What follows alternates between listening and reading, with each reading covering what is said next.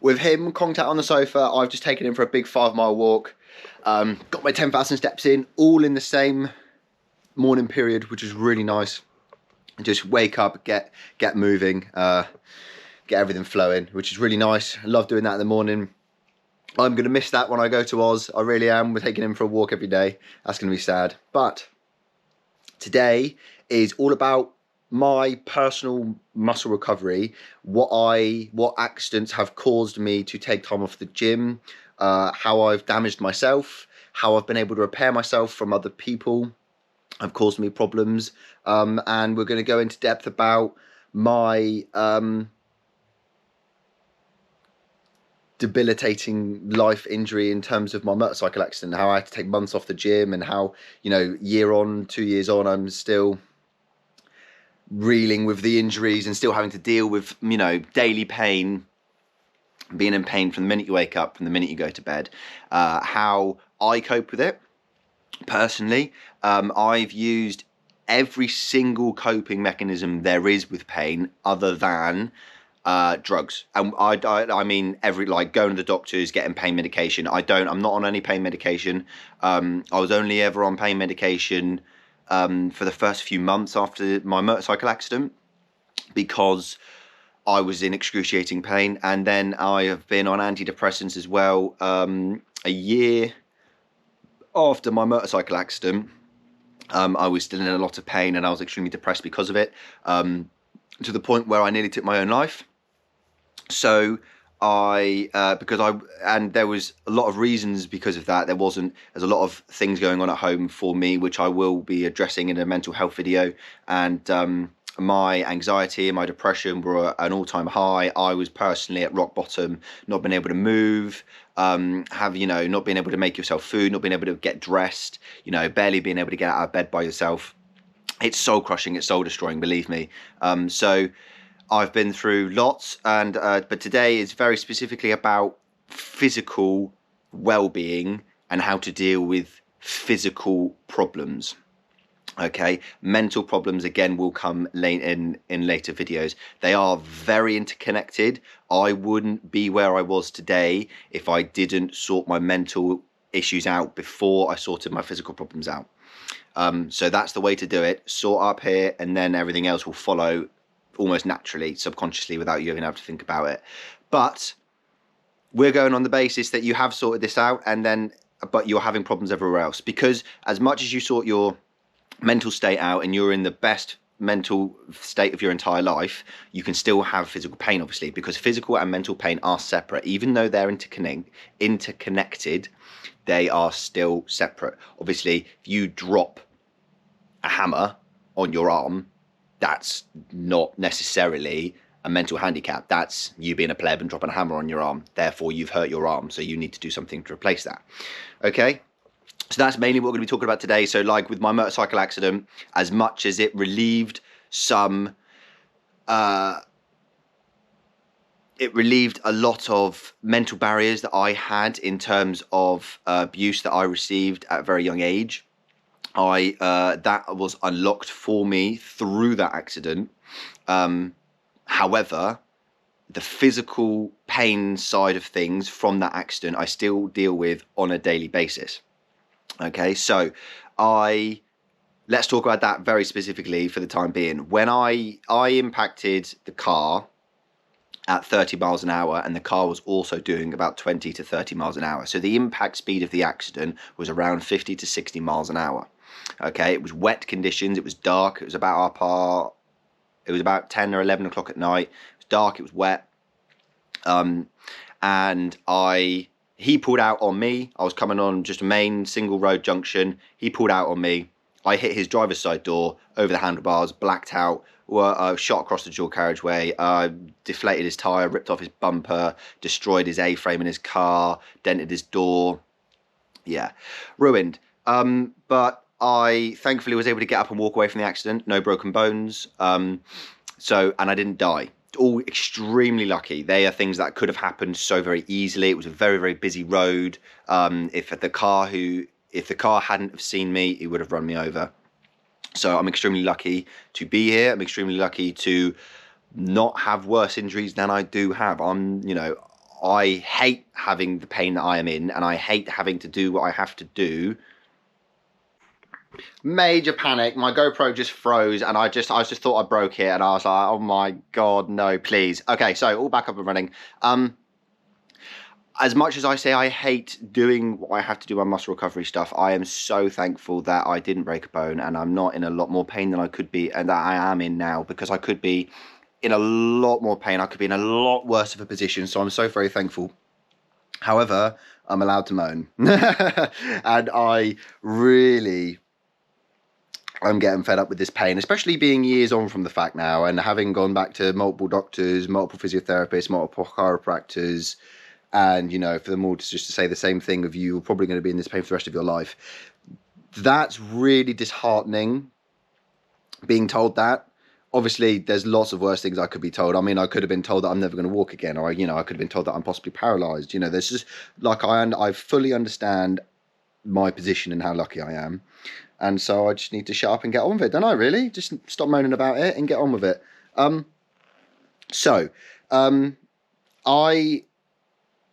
wake up and do my Pilates, which I will be showing you now. My Pilates routine is very simple, I think. However, I've done it with a lot of people and they can't seem to keep up with me. I'm a lot more flexible than I think I am.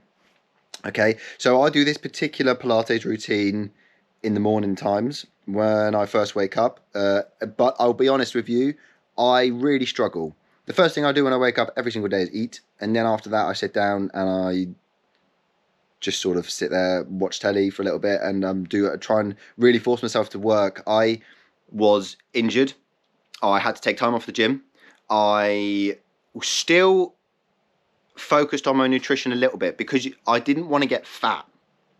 Now, it's very, very easy to get fat when you don't move, obviously, because you are not moving, you're not burning any calories. So I was extremely cautious about my meals and what I was eating at that particular time. When I came back to training regularly, my main focus was injury prevention and getting myself back in the gym without hurting myself. So I did not worry about calories. I worried about nutrition. Now, there's two very different things. And I really focused on nutrition to make sure my body was getting everything it physically needed. So I went vegan I actually went vegetarian for a whole year and vegan for 6 months because I read an article about veganism and how it can really help muscle recovery. I believe his name is David Goggins, and he wrote a book, and he had broke both his legs. Pretty sure he broke both his legs. He went vegan and he came back from it, and he's written books and interviews and stuff, and it's amazing. So I did that to try and help, speed the process up. Okay. And I lost loads of weight because I was focused on nutrition and I wasn't training, and I was, having problems after problems. I still, after I returned back to work, I was working hard. I was vegan, so I was just losing so much weight so quickly. Unfortunately, I think I lost genuinely around 10 pounds in like the space of 2 months, 3 months. It was horrible. But that's what I mean. It's sort of, you don't need to worry about nutrition if you have something like massive going on in your life like that, because nobody has the time to be able to deal with those problems and worry about your whole nutritional side of things. You need to do one thing at a time. Again, we're coming back to small changes in your daily life that will implement long-term change. That's what we need to do. We need to start with the little mental things that stop us from doing things, stop us going for walks, stop us going out with the dog, stop us going and eating healthy, make us, sort of want to go and eat the unhealthy food. There's always a reason behind it. It's never just for no reason at all. So, my personal muscle recovery in that particular instance, in those months, was time off the gym, and time off work. Move as little as possible. I had my girlfriend at the time; she was basically babysitting me. And constant doctor's appointments, constant this, constant that, constant physiotherapy, constant chiropractic work. And then COVID hit and my pre-arranged physiotherapy stopped, so I had to go private. And I've been going to private chiropractors since the accident back in 2019, now 2022. pretty much every month, apart from the months that obviously they couldn't see me because of the lockdown or blah blah. There was some reason I couldn't go.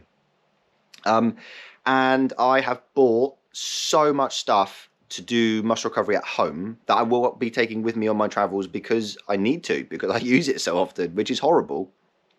I'll be able to take half the size of a suitcase as I'm taking if I wasn't taking all my muscle recovery stuff.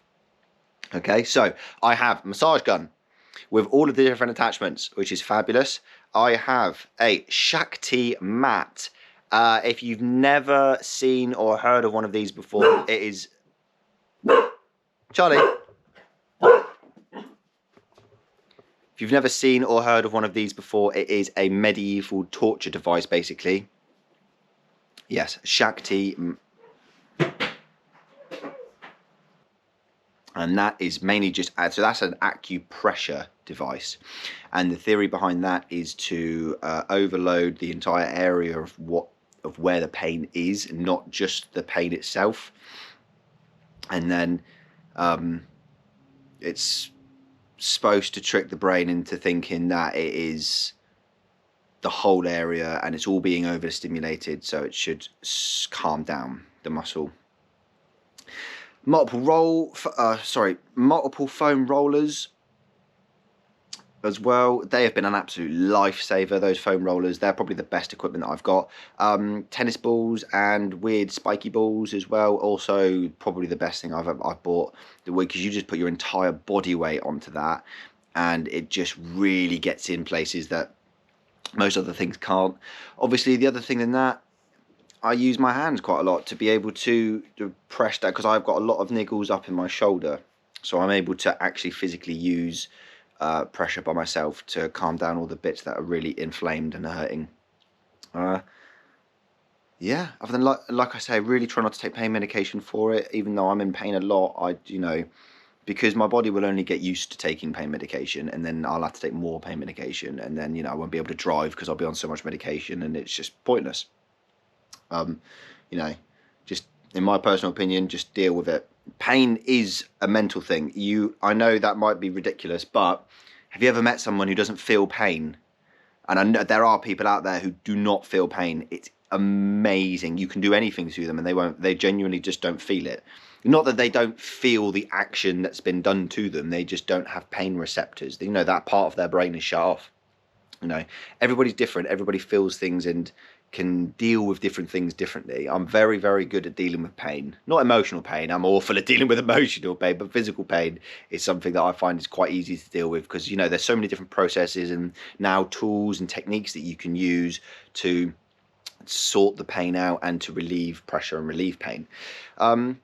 So on top of I don't use all of those things all the time. I'm not taking my Shakti Mat with me. I found that not the most helpful. It was helpful, but it wasn't really for me. I've tried it. I gave it a really good go for a few months, and it was helpful in some areas, but it wasn't helpful in all areas, and I'm only taking things that are helpful in all areas with me. So my foam roller and my massage gun are the only two things that come with me muscle recovery wise. The only other thing that can come with me is Shakti Mat anyway, so I don't need that. Other than that, I just stretch off a lot. Make sure I really stretch off. Any time that my muscles feel tight, I go and stretch. Whether I'm I was at my friend's house the other night for the night, and we were just loads of DJs were around, and we were just having a bit of a party, and I had to go off 3 separate occasions to stretch off. I had to just do a full body stretch to run away from them 3 separate occasions for 10 minutes to stretch off. And they all came in and they all looked at me. And I've been going around there for years, and I've been using my foam roller now for a year. And, every time I get my foam roller out, they don't necessarily take the piss, but they're like, oh, he's got that. Or I know that, because they're all big football lads and rugby boys. And so they have pains and problems, and they all know what foam rollers are. So, when you whip one of them out in a room full of sports people, they're all a bit like, what have you done? And then, you explain, and they're like, oh my God. And then, you explain what you have to do on a daily basis, and they're like, Jesus. But then, what's also really helpful is because they have very similar problems, especially rugby boys.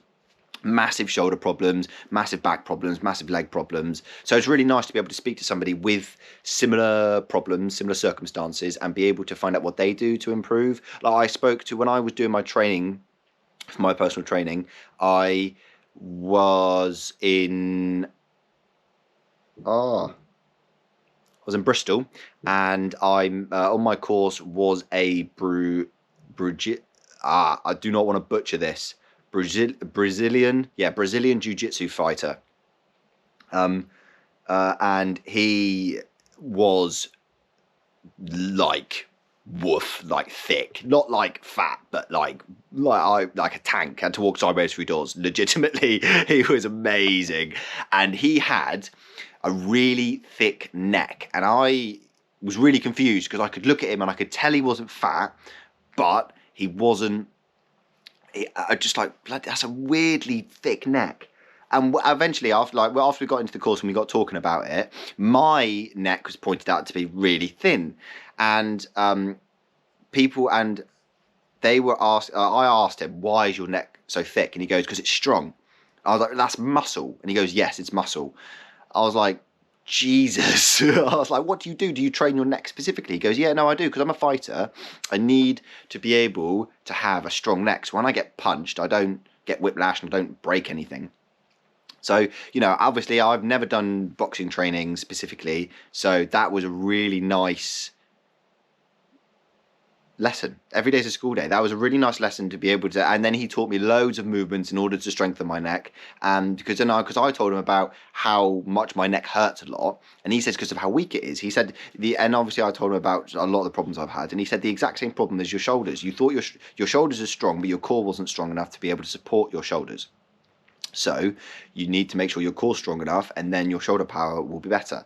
Exactly the same with my neck. If my neck is better, if my neck is stronger and can support itself better, then I won't have as many pains, because the neck is quite a small muscle. There's lots and lots and lots and lots of little small muscles versus literally just down here, lots of big muscles in comparison. So the big muscles, when the little muscles are in pain, like to take over. But then the problem is they don't relax afterwards. They stay having taken over. So that's something that I've been working on, is my neck strength. Something I never thought I'd work on in my entire life is neck strength. But these little things happen, and you just have to know how to deal with them. You simply have to know how to deal with them. So I think that's really, really sort of interesting in that sort of perspective. But yeah, other than some kinesiology tape, is it kinesiology tape? Yeah, kinesiology tape or physiotherapy tape. It's basically like stretchy duct tape, and I use that on my shoulder specifically to pin it in the right place. I don't have to anymore because my muscles have sort of found their natural place again. But that is after a year of working on it. So a year of being in pain, a year of using duct tape on it basically, and just a year of having to stretch, overstretch, and just, forward, backward, up, down, left, right. Massages, everything. It's now sort of finally starting to find its right place and I can relax it and it won't be in pain. That's the problem, is I have to consciously relax my large muscles holding it in place to try and mentally engage my little muscles to push it back into place. So having to try and relax and push at the same time is a skill I have been able to develop with my physiotherapist, and it's hard. It's really, really hard to activate muscles that you've never actually consciously activated before. Is something that it takes lots of practice at doing. I can now do it, but I still have the issue. Like I've just tried to do it then, and I still engaged my bigger muscle at the back to pull my shoulder back rather than my chest to push my shoulder back. There's a very, very little muscle right up in there that should push my shoulder back into the right place, but it doesn't because of how weak it is. And pec minor. My pec minor right up in there is really tight, and what happens is it likes to then pull my shoulder forward and then put strain on the muscles at the back. Obviously, the rhomboids trying to pull it back, and the rear delt, and all of the rotator cuff muscles that are in there that are trying to do its job properly because I have a really tight pec minor, it just likes to be pulled forward. So I have to try and either stretch the pec minor or purposefully use that muscle and try and push the shoulder back. It's hard, but it's, you know, it's doable. Genuinely, that's it. For my personal muscle recovery and what I have to do on a daily basis, that is it. Flexibility, first thing when I wake up, usually right before I go to bed, and then right after training. 3 times a day, 3 20-minute sessions, and that takes me up to an hour a day. When I was at work, I was doing 4 sessions a day. I'd wake up, do a session, go to work, do a session, and then usually go and have a quick, I wouldn't do a whole session, I'd just go and have a quick stretch off, 20 minutes, half hour before I'm going to leave, and then I'll get home and do another quick stretch off. A little bit different, no matter, obviously you're going to go to different places, and it's all going to be a bit different. You know, you have to adapt to your lifestyle, and you have to adapt your lifestyle to what you're doing. At the end of the day, very lucky to have work accommodate me for that. Obviously I wouldn't have been able to work if I couldn't have done that. So and that's the other thing, you know, don't force yourself to do things for other people. Like, you, as much as we have to be selfless in life, and we have to help out other people who are less fortunate than us, and we have to help out people who are really struggling to help themselves, you have to look at your own personal circumstance and at some point be selfish. You have to work on yourself, because if you never work on yourself, then you're not going to be able to give the best advice to people, and at some point in your life it's going to turn around and bite you in the ass. I promise you it will do. So being able to work on ourselves as an individual, grow as an individual, find out who we are and who we want to be and what we want to do, and then we go and we help as many people as we physically can. For a prime example with that, when I first met my spirit animal, Steve, in a bush, so when I first met my brother Steve, obviously he's not my legitimate brother, blood brother, but he is to me. He had a vision. He loves drum and bass. He's becoming quite a big DJ now, he came with the idea. He knew I was a chippy at the time, and he said to me, and he had a little shed in the bottom of his garden where he had all of his DJ equipment, and he can see people on Facebook, and he can see, you know, people making their own Facebook Live shows, and they're getting guests to come on, and you know, they pay them money, or people pay them to use the decks to be able to promote themselves on social media. And that's what he wanted to do. He wanted a spot to be able to promote people for social media. So I selflessly threw my heart and soul at him and at that shed, blood, sweat and tears, for 6 months, a year. And I'll blow some photos up. If I can find some photos, I'll blow some photos up. And we gutted the shed, ripped it out, ripped out the doors, covered the doors up. I built him a desk, you know, completely studded it, insulated it, soundproofed it, boarded the windows up. He then got it plastered. He's now just painted it, and you know, it's almost ready. He got a laminate floor in there. It went from a crappy garden shed to legitimate production studio. All he needs to do now is paint the outside of it to make it look nice, get some lights in there, and it'll be perfect. He'll be able to hire it out for £20-40 a session, for an hour session, and he'll be able to make some money off of it.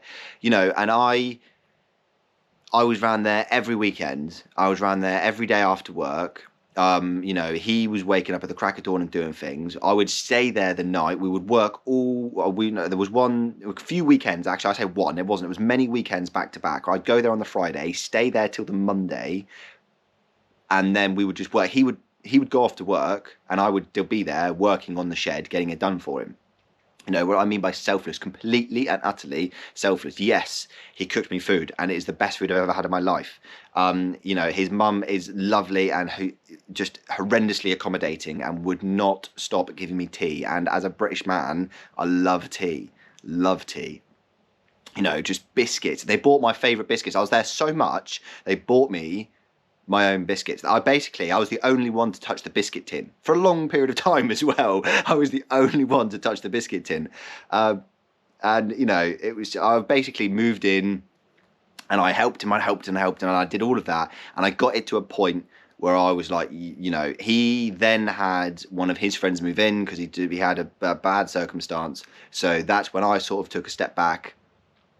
And pretty much at the same time his friend moved in, I had just found out lots of crap in my life, and I had just gone through lots, and I was, you know, I went from being 100% selfless, giving my heart and soul to someone, to flip side, completely selfish. I didn't speak to anybody, I didn't see anybody for quite a long period of time as well. I think me and Steve went 3-4 months without seeing each other completely, like being around there every single day, to just not seeing him, not speaking to him.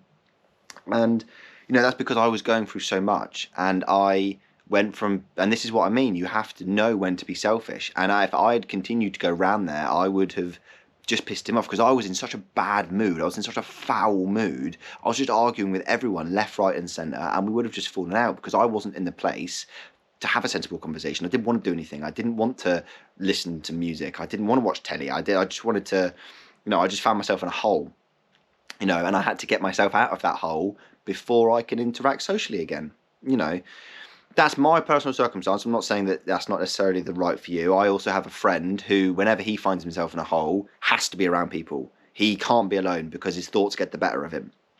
So I understand where you come from. If you're on either side, if you feel like you need to be isolated, or if you feel like you can't be isolated, you know, you have to be able to work on yourself. If you can't be isolated, pick the people you want to be with. Don't just go out with whoever you physically can because it's easy and you just don't want to be at home with your own thoughts. You have to be able to process those thoughts, those emotions, and what is happening. Why are those thoughts coming up? Why are you anxious and depressed? And if you can't pinpoint it, then I'd suggest you need some help in terms of therapy. If you can pinpoint it, then do something about it. And there's so many different ways of doing something about it. Going to get therapy, you know, not having therapy, you know, you can just talk to yourself about it. So we got way off the topic there, but it does all link back to fitness. So obviously, if you're anxious and depressed and you can't do things and you're being really selfish, I personally think that is your perfect time to throw yourself into fitness. If you, especially like me, are very introverted, you like to be inside the house, you don't like speaking to people, you want to just be left alone, when you're having a bad day, throw yourself into fitness. I know it might not seem fun in the get-go, but it will be such an energy, endorphin, emotional releasing moment for you that it will change your entire day. I can promise that. I can promise that. If you find some exercise that you enjoy, you do it for a period of time, at least 30 minutes, you know, and you find something you enjoy and do it for at least 30 minutes, you know, you're going to feel better after that. Even if it's going for a walk for half an hour, go for a walk. If you are really angry and you punch things, I was really angry. I'm sure you will see my hole in my ceiling. That's from me getting angry. I used to be an extremely violent person. So get a punch bag. I have a punch bag. I have me and my dad have got face masks, and whenever we get really angry with each other, we just go and beat each other. We do, because it's sometimes that is the best physical release. It's just beating the crap out of someone, especially someone you've actually had an argument with as well. Obviously, please, for goodness sake, do not go and beat the crap out of random people. No, this was done safely. This was done at home. This was done with masks and gloves. So be safe, be sensible. Do not go and just start beating on people. Okay, but that physical release is amazing, and that's what I needed for now. You know, after that first initial motorcycle accident, and after the recovery was done, and I could go back to the gym but not work, I needed that physical release. I'd been in bed so long, and I'd been doing nothing for so long that I needed to get up and do something. But the problem was, I was so excited. I went to the gym to hurt myself. I was so excited to get back into the gym. I was not ready to get back into the gym. Well, I was, but I wasn't ready to go back and straight do my old training program. You have to think, this is when I wasn't qualified as a PT, so I was just doing what you're doing, looking at people on YouTube and sort of guessing. But please don't do that. It's a very silly idea, I can promise you. Having done it for multiple years, it's a very silly idea. Go and pay for a PT, even a cheap PT. Just go, even if you're paying for an hour's work. You know, I have a specific program on my website that you can pay for. We will have an hour's interaction, and I will write you a full training and nutritional program, and that's it. You'll meet me once, and that's it. That's what I would have paid for. If I could have found someone who did that, and that's why I offer that particular program, because if I'd have had someone offer that to me, I would have bought it without a shadow of a doubt, because you get nutritional program, you get training program, you get advice on motivation, you get a personalized conversation with me, so I can speak to you in person, find out, and we can have a very good, decent conversation, and we can overcome barriers together, and any problem that you have in your life, I promise you there is a solution for it, you know. And so we can work all of that together. You're not by yourself. That's the point. And then after that phone call conversation, you have got every tool, every indemnity, everything you need to be able to go out into the world and fight whatever problem you need. Obviously, in 2 or 3 years' time, that training program will be obsolete because you will have outgrown it. However, you shouldn't have outgrown the nutritional program, because hopefully it's such a diverse and nice tasting food that you won't want to change it. And that's my entire point with eating. But that is definitely a separate video. I've already been sidetracked way too many times here. Leggings. I've got lots of leggings, and they're compression leggings. So I have a full set of compression leggings, full length set. They go from midway of my calf all the way to the midway of my quad. They're very, very long. They're more sports leggings. They don't fall down a lot, so I use them when I'm training, when I'm skipping, when I'm cycling, when I'm running.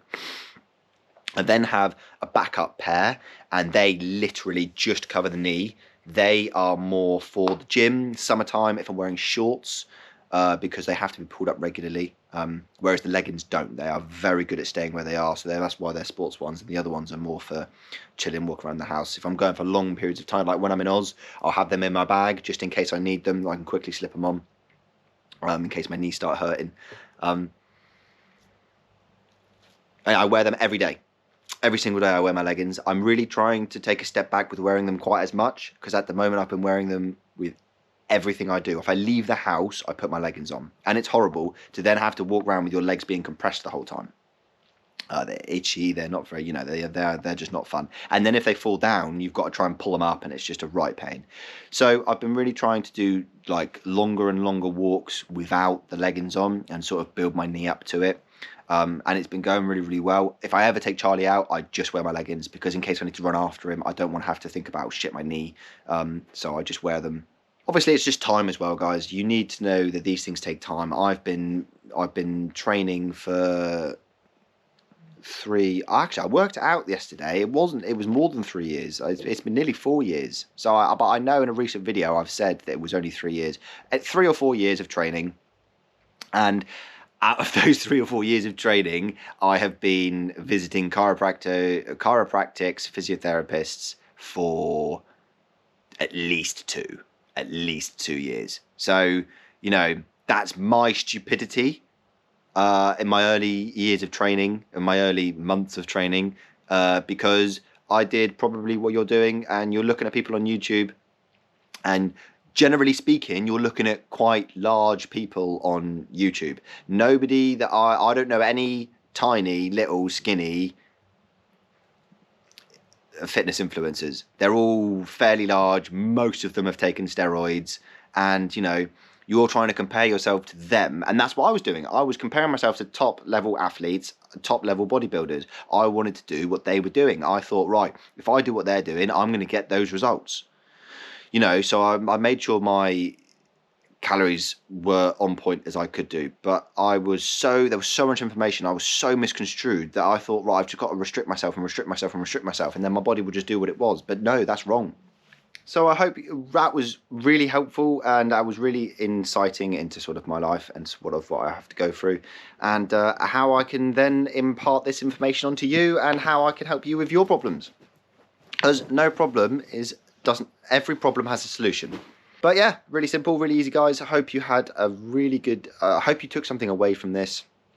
I know some of the informative videos can be a bit boring, but they're informative for a reason, and then there'll be fun videos and they will be fun for a reason. And you know, you can't do fun and informative all in the same video.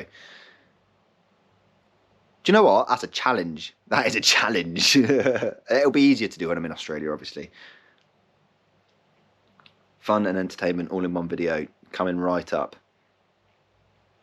But yes, guys, I hope you took something away, and I hope I see you all next week. Please don't forget to subscribe and like and comment.